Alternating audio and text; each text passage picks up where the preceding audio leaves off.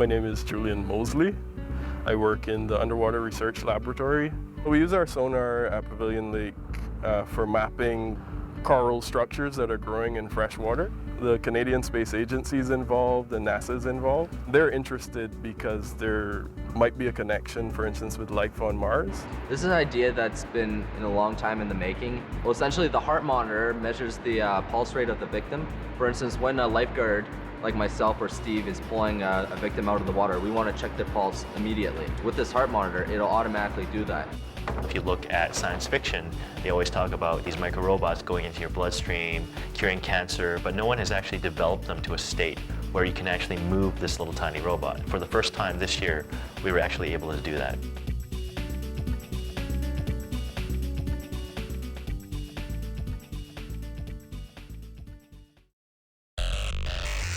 I think what makes this one of the most premier engineering programs in the country is the fact that students can study here and it's a fun, exciting environment, and they're working with award-winning faculty. They're able to tailor their degree to become the engineer that they want to be. When you first get here, you feel pretty overwhelmed and lost, but you realize really quickly that everybody's feeling the same way. There's many schools that have thousands of engineers, and you're really a number. In SFU engineering, you're able to talk to your professors frequently.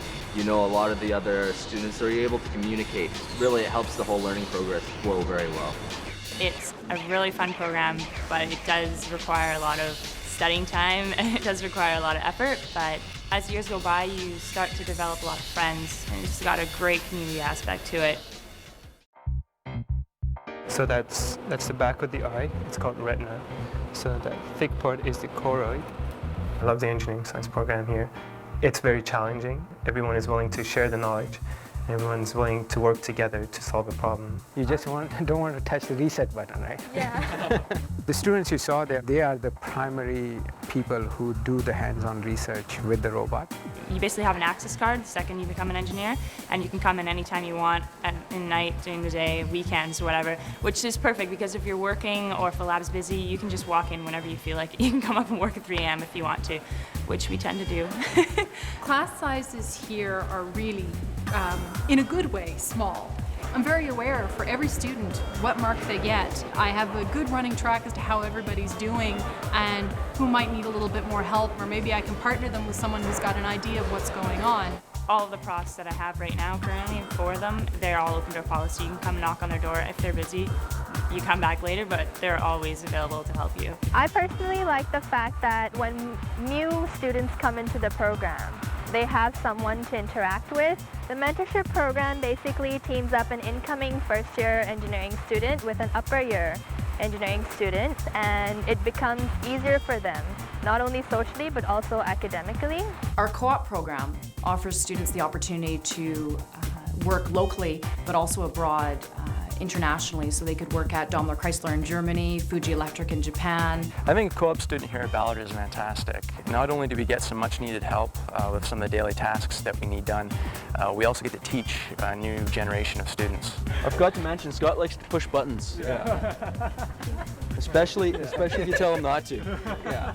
This experience has been phenomenal. Having had an exposure to a product development aspect of engineering will probably put me ahead of the pack in terms of future employment.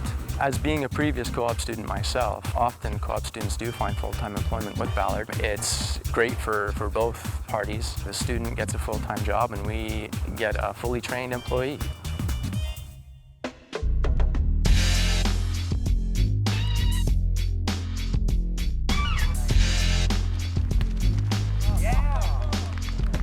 Behind me here, we've got the traditional SFU engineers Brumbo upper years versus lower years game, and as you can see, we've got an awesome crew out here, and we're having awesome times. There are different ways of getting involved on campus. People usually find things that they're passionate about and they enjoy doing, and I think I found soccer very amusing. Most of the people in our team are from engineering science, and yeah, we are in the finals. Well, Wing Chun is actually a close combat martial arts system. A couple of the grad students here are in Wing Chun. Well, I actually started about 5 years ago with a couple undergrads. What's Midnight Madness all about? Midnight Madness. Midnight, I'm not myself familiar what exactly goes on into Midnight Madness. You'll end up going downtown to do like scavenger hunts, you'll end up going to restaurants, you'll end up sleeping over here, watching movies. It's pretty intense. So the benefits of Midnight Madness is just to get you comfortable with people around you, and it's getting to know everybody who's in the same program, because you can't do this program alone. Another important point that I took into consideration in choosing SFU was that I get intellectual property rights to whatever I design. When you want to go out into industry and say, hey, I'm coming here, I want to bring this technology out in the marketplace, and you own it, you decide what you want to do with it. Because of our students' extensive experience prior to graduation, they're moving into roles such as being a vital part of an engineering startup to working for a larger company, moving quickly from team lead to managerial roles. So we are on the verge of something great at SFU. Our students will not only be hands-on designers, but also from the business side, you have to know when your design is good enough, when the business says stop, so don't over-design or under-design. The business aspects of it is extremely important. To create, to innovate, that is a requirement of engineers. But also we like them to think about their social responsibility. We have courses that discuss those things. Engineers Without Borders is an organization which works with human development in third world countries.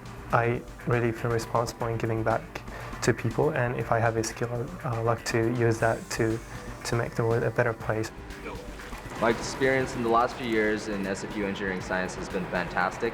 I feel that there's a real sense of community here in engineering science, and also the encouragement and the assistance that we get throughout the whole project, and of course other projects, has been excellent. Well, it's a lot of fun. You're on a boat for a whole week, roughing it, and that's what I love, because you get a lot of field work, you get a lot of outdoor work, rather than just being trapped inside on a computer modeling stuff. My experience here has been great. I mean, I'm so glad I went to this program, and I've had such a great time. I've formed so many friends that I'm probably never going to lose. I've learned so much. I've loved it.